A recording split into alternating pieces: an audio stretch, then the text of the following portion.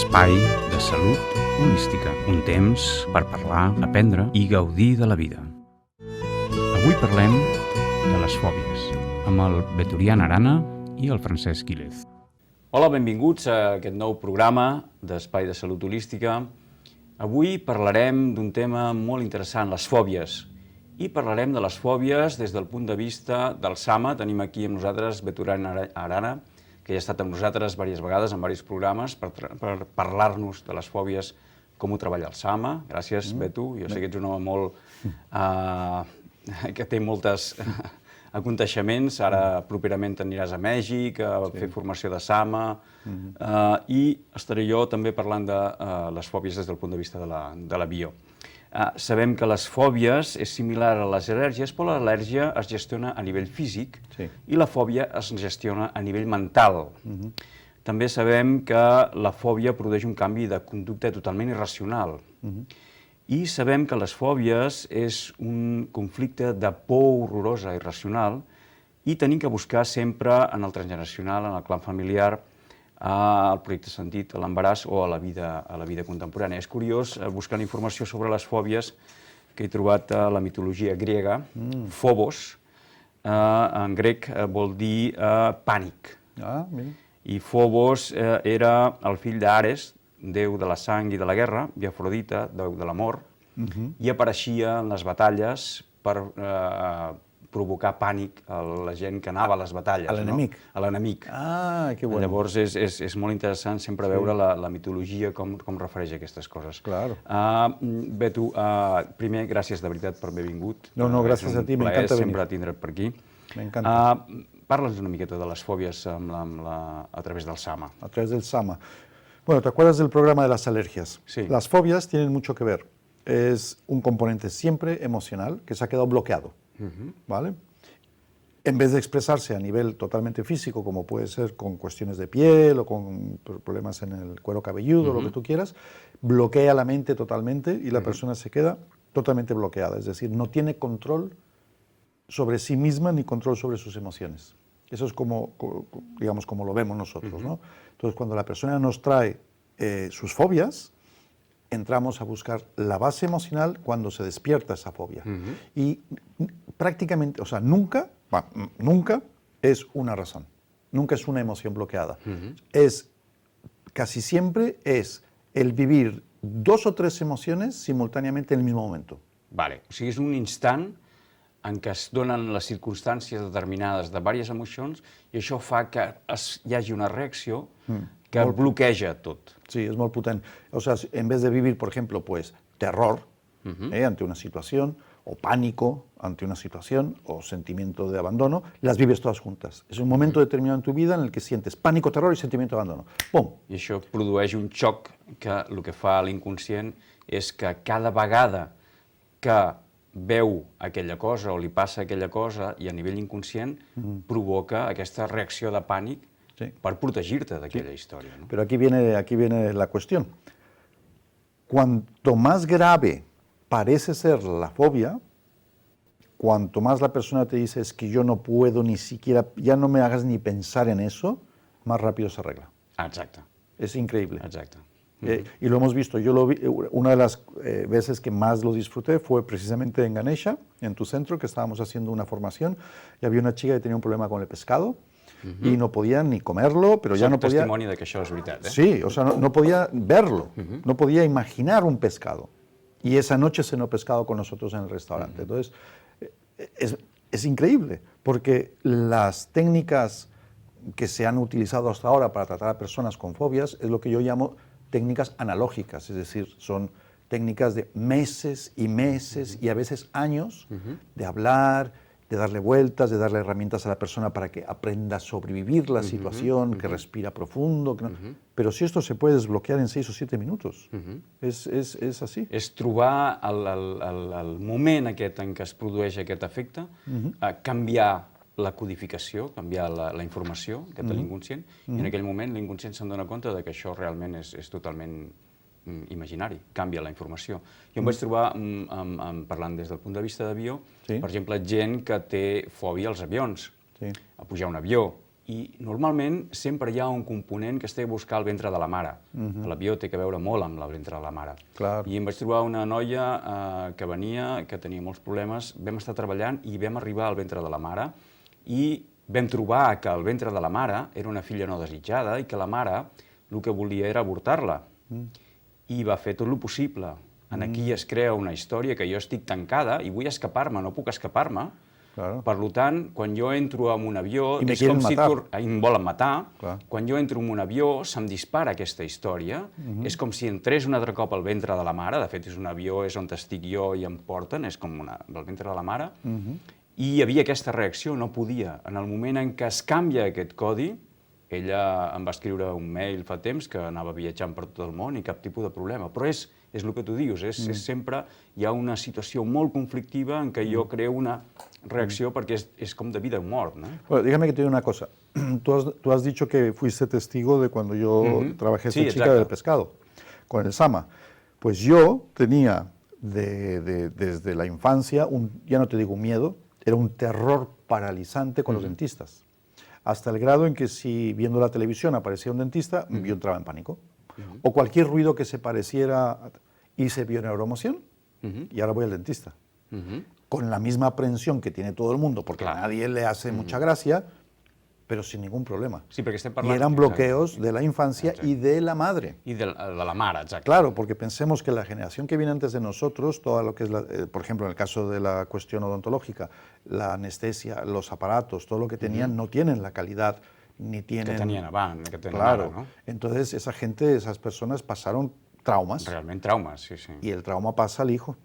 O sigui, hi ha la informació transgeneracional en Claro. què jo, igual que si la meva àvia o la meva mare ha patit un trauma en aquest sentit, jo puc, o de fet passa a mi aquest programa, Claro. i jo, sense haver tingut a lo millor cap situació amb un dentista, heredo aquesta història i el primer moment que veig un dentista, per posar el cas aquest, Claro. em paralitzo totalment. Claro. I això el que fa és protegir-me. Claro. No? En mi caso hubo un programante, ¿vale? Que era la situación de los ancestros, y cuando yo en un momento determinado en la infancia tengo una pequeña mala experiencia, es el detonante, y se despierta el programa.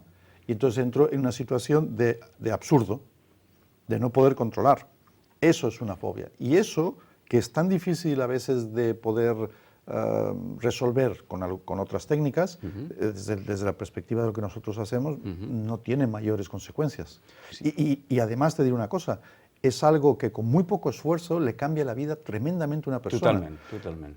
El otro día hice un chico que tenía fobia en Madrid, a las ratas. Bueno, eso no te va a cambiar mucho la vida porque no todos los días estás en contacto con las ratas.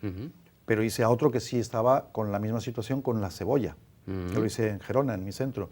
Claro, la cebolla está presente en muchas situaciones de tu vida. Entonces hay gente que si tienen un problema que realmente, a ver, no les va a afectar muchísimo porque es una fobia con la que no entras en contacto continuamente, no es un grave problema.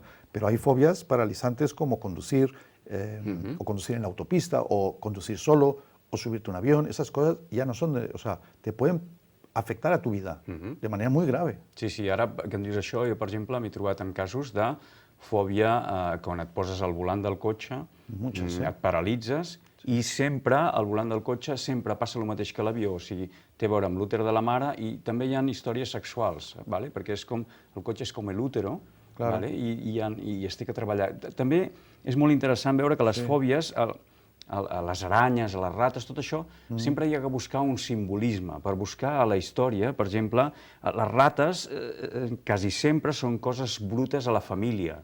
Les aranyes, que hi ha molta gent que té fòbia a les aranyes, és sentir-se atrapat a les rets de la mare o del clan familiar. Sempre hi ha un simbolisme a darrere, no? A l'avió, el que hem dit abans, el ventre de la mare, als hipocondríacs sempre hi ha un drama familiar, algú que s'ha mort de repent o algun... I jo heredo aquesta història i el que m'està fent és protegir els gossos. Sempre hi ha un conflicte de fidelitat, no? Viscut en una situació molt, molt tensa, però sempre hi ha un component, no? El cavall, el que dèiem, temes sexuals, violacions, abusos... Claro. Y desde la perspectiva de la bioneuroemoción, lo que es el vértigo, ¿cómo lo...? Sempre tens que buscar, primer, el desencadenant, quina és la primera vegada que em passa, vale? I després buscar al projecte sentit o a l'arbre algú que li passa alguna història. Per exemple, ara que em dius això del vèrtic, jo vaig trobar una noia que tenia aquesta pànica als espais buits i buscant en l'arbre vam trobar un familiar, un besavi, que havia mort caient d'un pont. Llavors jo porto aquesta informació i el que fa l'inconscient m'està protegint de que jo caigui del pont. Perquè per l'inconscient real imaginari és el mateix. Jo tinc aquest pànic, em paralitza. De fet, és una reacció totalment bàsica, és biològica. Per exemple, els pastors, quan hi ha una tormenta i perden una ovella, saben perfectament que si tornen a fer el camí per on han passat, trobaran aquella ovella paralitzada. Perquè què fa? La protegeix. Si tiro endavant o enrere, puc morir-me, em quedo un lloc, em paralitza, y por lo tanto yo sé dónde estará. Claro, tiene lógica porque piensa, hemos sobrevivido miles y miles y miles de años y la única forma de haberlo hecho es siempre siendo mejores, es decir, desde el sistema inmune a todas nuestras capacidades han ido en aumento y se ha ido perfilando un tipo de ser humano capaz de sobrevivir durante miles de años en muchísimas situaciones extremas. Y si no tuviéramos esta protección inconsciente contra los daños, que gracias a los ancestros nos la bajan esa información, podríamos entrar en situaciones de grave peligro. Entonces, realmente cualquier cosa de estas, uno debe de plantearse qué bueno que lo tengo, porque me va a ayudar en algo, tanto a comprender a los ancestros como a comprenderme a mí mismo. Es decir, se les considera enfermedades a todas aquellas cosas que notas en la vida como muy sencilla, pero en el fondo las enfermedades no son un enemigo, són tu mejor amigo. Exacte, és que això, o sigui, tant pel Sama com per la bio, estem parlant sempre de que l'enfermetat és un regal que se'm fa perquè m'està donant una informació que em pot permetre accedir al conflicte emocional que jo tinc, canviar-lo i sanar-me. O sigui, sempre ho parlem des del punt de vista aquest, o sigui, del punt de vista holístic, que realment no tenim que lluitar contra la fòbia, tenim que entendre la fòbia, integrar la fobia y cambiar la historia. Claro. La forma de supervivencia aceptada hoy en día con el nuevo pensamiento como la correcta no es la de la lucha. Exacto. Es la de la cooperación. Es trabajar conjuntamente con tus síntomas para entenderte y poder salir adelante. Ese concepto que ha habido hasta hoy en que la enfermedad hay que luchar en contra de la enfermedad, com si fos un enemigo... Sí, de fet ara el que em dius això és fantàstic perquè està demostrat científicament que l'evolució no és deguda al que deia Darwin, a la llei del més fort, sinó que és degut a la cooperació. I gràcies a la cooperació hi ha un sistema d'adaptació, durant aquest període d'adaptació hi ha certs d'aquesta espècie que no es poden adaptar i desapareixen, però gràcies a la cooperació, això passa amb les cèl·lules, passa amb l'univers, passa amb tot, i es pot donar l'evolució. No és una lluita. Per tant, això m'està dient que el que tinc que fer jo no és lluitar contra l'enfermetat. El que tinc que fer és entendre l'enfermetat, integrar-la, saber què m'està dient, i a partir d'aquí actuar en conseqüència. Claro. Y además hay que trabajar siempre, tanto en las fobias como en las alergias, como en lo que quieras, desde la perspectiva de la individualidad. Es decir, no puedes tratar a todo el mundo igual. No puede haber libros de texto que digan todas las personas que tienen fobia a las ratas, pues lo que sea. Y hay que tratarlos con 7 sesiones de psicoanálisis. No. Las razones por las cuales tú puedes tener la misma fobia que yo, los dos podemos tener una fobia, pues no sé, al color negro. Bueno, pero las razones son mías. Y las tuyas son tuyas porque vienen de tu árbol, de tu clan, de tu crecimiento, de toda la información que hay en las creencias que te han ido programando en la vida, y yo tengo las mías. Entonces me tienes que tratar a mí como un individuo único i específico, i jo a ti igual. Exacte. És que és molt important això que dius, perquè lo important no és el que passa, sinó com visc jo el que passa. I aquí és on entra això que estàs dient tu. Jo puc viure una situació d'una manera determinada, tu la vius d'una altra, i segons la manera en què jo visc aquesta situació em produirà un efecte o un altre. Sí. Per tant, jo no puc tractar a la persona en funció de el que ha passat, sinó de com ha viscut el que ha passat. Correcte. I et posaré un exemple. Jo tenia un noi que venia d'Itàlia que tenia fòbia als espais tancats, no podia entrar ni a un ascensor. Vam estar treballant i resulta que la història és que ell, quan era monitor de nens de colònies, hi va haver-hi un nen que va caure en un forat d'una cova, molt petita i molt estreta. Ell va ser l'encarregat d'anar a intentar rescatar aquest noi, i el forat era molt petit, allò ho tenia gravat en el seu inconscient, el noi estava en un forat que no es podia accedir, però sí que podia tocar-li la mà, no? Li va tocar la mà, li va dir t'ajudarem i tal, i després va sortir d'allí, va intentar tornar-lo a rescatar i el nen es va morir. Què queda? Queda un bioxoc, el lloc tancat representa igual a nen mort. Per tant, l'inconscient no entén si és un ascensor, una cova o una habitació. El que entén és que espai tancat és igual a mort. Per tant, em protegirà sí o sí de tornar a viure aquella situació determinada. En el moment en què la persona entén això, en què canvia la història, en què canvia tots els programes relacionats amb aquesta història, entra en un ascensor y no le pasa res. Sí, sí, no, es verdad. La fórmula es evento, creencia, emoción, síntoma, enfermedad. Es decir, hay un evento, ¿no? El ascensor o ves una rata, cualquier cosa así. Ese evento lo va a observar, lo va a medir, lo va a palpar tus creencias. Tu creencia puede estar determinada porque tu abuelo lo enterraron vivo, porque tu abuela la encerraban de niña en un cuarto pequeño, y la creencia es cuidado. Entonces yo veo, tengo un evento, entra en función mi creencia, cuidado con esto, me sale una emoción, pánico, el pánico me da un síntoma, me paralizo y entonces le llaman a eso una enfermedad. Pero cambiando la creencia, el evento es neutral. Totalment, o sea, hay gente incluso que lo que le gusta es entrar a sitios cerrados, que son espeólogos. Hay gente que se tira de puentes. Hay gente que come ratas. Clar. O sea, no és... No és la cosa, és com jo visc o, més ben dit, l'emoció que porta integrada la cosa. Exactamente. Sí, sí, sí. Que aquí és on realment es pot fer feina, i feina molt interessant, des del SAMA i des de la bio. O sigui, que la gent que tingui fòbies, que sàpiga que és una cosa perfectament... es pot canviar perfectament. Totalment. Jo m'he trobat en molts casos, com t'he comentat, i tu també t'has trobat en molts casos. Molts. Cas del peix que m'has dit va ser espectacular. Amb una sola... Res, va ser 10 minuts. És que no va ser arribar al punt, treballar-ho, i la persona al dematí no, i a l'hora de dinar menjava peix. Pero te fijaste que la mente, sí, la mente seguía con el patrón de nosotros nunca hemos hecho esto. Ya no estaba la emoción que apoyaba eso, pero luego hay que romper a veces ese muro y decir, no, agarro el coche y me voy a Barcelona. No, me voy a comer un pescado. Hay que romper, porque a veces la mente te puede mantener en... Nosotros siempre hemos tenido miedo a los dentistas. Claro. Entonces tú piensas, pues lo debo de seguir teniendo.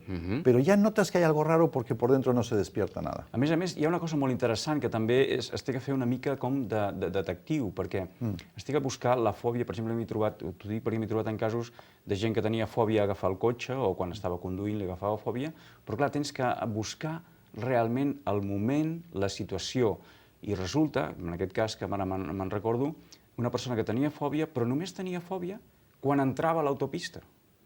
Sí, jo he vist aquests també. Entens? Sí, sí. Llavors, clar, hi ha que veure, no tens fòbia a estar al cotxe, tens fòbia a estar al cotxe quan està a l'autopista.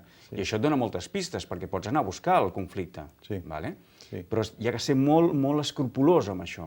Yo he visto una chica hoy que me dice, tengo miedo a ir en coche. Le digo, bueno, entonces, pero en la hoja me decía que venía de un poblado de aquí cercano. Le digo, ¿cómo vas si vienes aquí si yo sé que aquí no hay tren? Dice, no, voy en coche. Pero no me dices que tienes miedo al coche. Dice, no, siempre que no sea un viaje de más de 30 minutos. Primero dijo 3/4 y luego ya lo bajó a 30 minutos. Entonces le dije, vale, entonces tú puedes ir a cualquier sitio mientras sea 30 minutos. Sí. Entonces, cuando entramos al subconsciente, el problema era alejarse de su seguridad. Exacte. Hay un momento en que el cerebro dice, estamos muy lejos, estamos muy lejos de casa. Entonces ahí entra el problema, pero antes no lo había. O sea, hay que buscar, com dices tu, la part... Sí, hi ha que buscar una miqueta la cosa concreta, perquè sempre et dona moltes pistes. Això que me dius és fantàstic, perquè resulta que la persona es creu que té fòbia a conduir i resulta que no és això, és fòbia a allunyar-se de casa. Claro, exactamente. Evidentment, si t'allunyes amb el cotxe, ho lligues amb el cotxe, però no és aquesta. Claro. Llavors... Cuando va en tren, por ejemplo, no se activa tanto el programa porque no es ella la que se está alejando, la llevan fuera de su territorio. Pero en el otro hay un componente voluntario de yo agarro el coche, pongo primera y yo me alejo de casa. I ahí el ¡pam! I aquí hi ha el conflicte. Claro. Jo, amb això que deies, per exemple, de nivell de projecte sentit, jo sé de casos, he treballat amb casos amb gent, per exemple, que té fòbia als bitxos, a les cucaratges, a coses d'aquestes, i el que passa és que quan era petita va viure una situació amb la seva mare que realment tenia pànic també i quan apareixia un bitxo d'aquests petitets s'enfilava sobre una cadira i no podia baixar i es paralitzava. Ella és petita, viu aquesta història i el seu inconscient fa el mateix, però amb ella no li ha passat res. A la seva mare sí que li havia passat una història concreta, però amb ella res. Però ella té la fòbia, igual que té la mare. És molt interessant buscar això, ¿no? Tienes digamos, no sé cómo explicarlo, como tres aspectos. Uno, cuando tú solo vives tu situación que te produce luego la fobia. Cuando viene del árbol, o sea, de tu clan, de tu historia, la novela de tu familia. Y cuando hay las dos cosas. Exacte. En las que una abuela, una bisabuela, lo que sea, le mordió una rata en la noche mientras dormía porque vivían en el campo. Bueno, y queda ya una cierta repelús hacia ese cierto tipo de animales.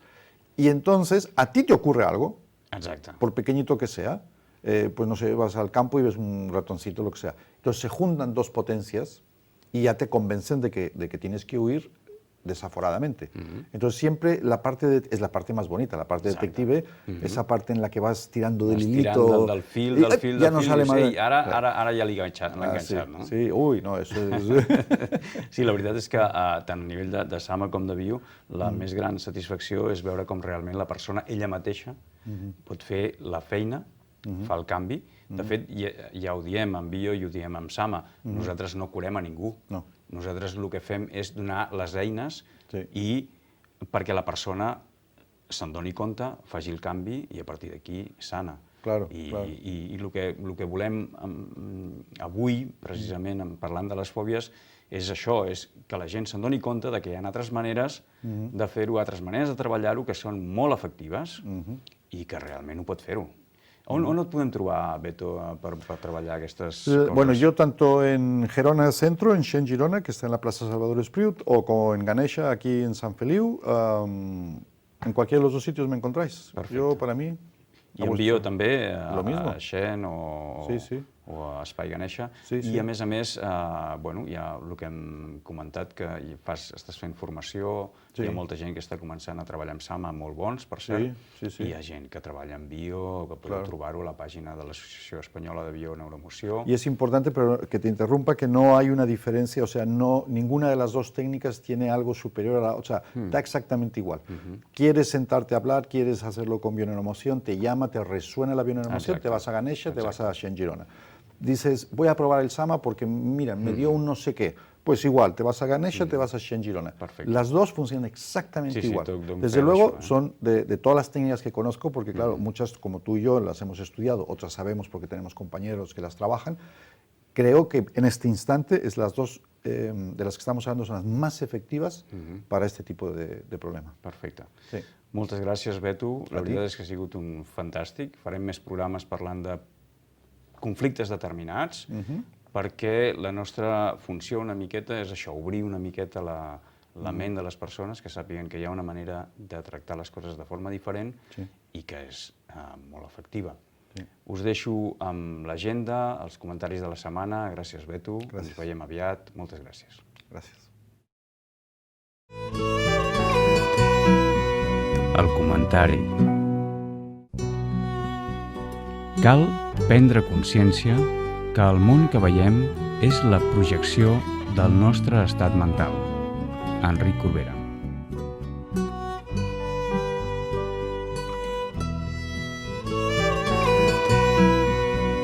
Agenda. Festival Porta Ferrada, Sant Feliu de Guíxols, dissabte 26 d'agost.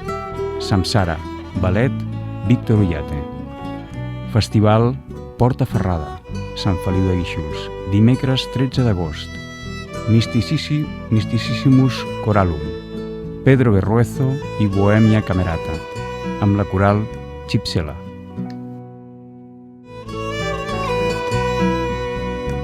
Reflexió de la setmana. Tot pensament necessita una creença per convertir-se en acció. Enric Corbera.